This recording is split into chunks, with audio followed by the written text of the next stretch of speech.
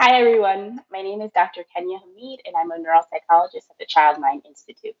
We're a national nonprofit that supports children and families with gold standard mental health care, advice, and resources, all online and accessible to everyone. During the coronavirus crisis, our telehealth resources include diagnosis and treatment of mental health and learning disorders, 30-minute phone consultations, bereavement and grief support, as well as neuropsychological evaluations that are going to be remote. And that's just a sampling. So please visit childmind.org/telehealth to learn more. Today, I'd like to talk about managing summer disappointment and answer your questions about that and anything else you're wondering about. Post your questions in the feed. We'll also post some links to some helpful resources on childmind.org. Remember, we're here every day and we look through your questions daily. Okay, so managing summer disappointment is definitely a topic that many of us are in the midst of dealing with as the summer is approaching, and so many of our plans, whether it was family vacations or sending a child to camp, um, are having to be rescheduled, postponed, or just kind of outright just kind of canceled because of COVID. So I just kind of wanted to initially offer you guys some tips and just kind of managing kids' disappointment and frustration.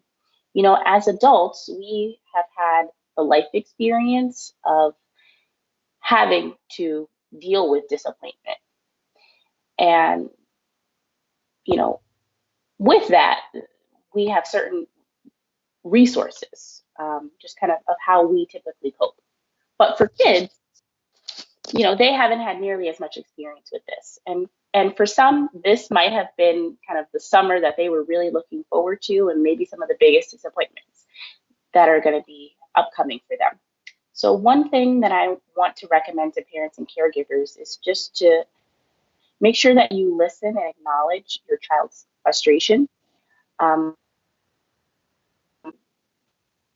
Maybe in the grand scheme of you as that parent or that caregiver that this little thing really wasn't that big of a deal, but for them it could have been kind of their world. And so you just want to make sure that you provide them with empathy, and you don't say things like it's not that big of a deal or anything like that. Children, they want to feel like they're being heard. And while there may be nothing that you can do about it despite your best effort, just listening to them and kind of hearing their frustrations and kind of acknowledging how sad or angry they feel can still be helpful, as well as also just kind of considering that the more that you listen and hear about their frustration, it kind of gives you a better idea of what exactly they were so frustrated about.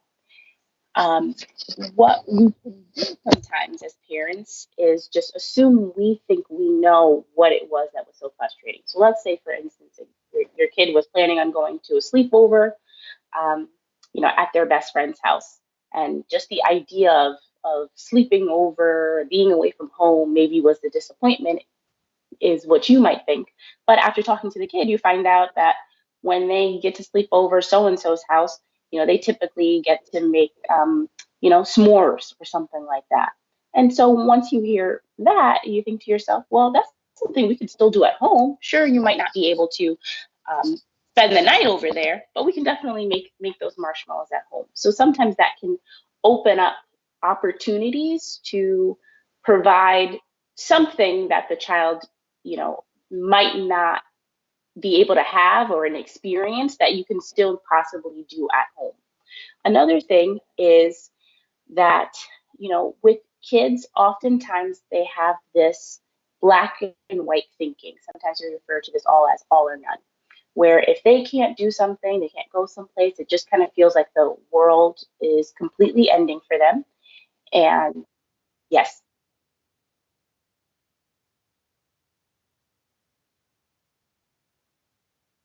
I'm starting over as far as like the script and everything.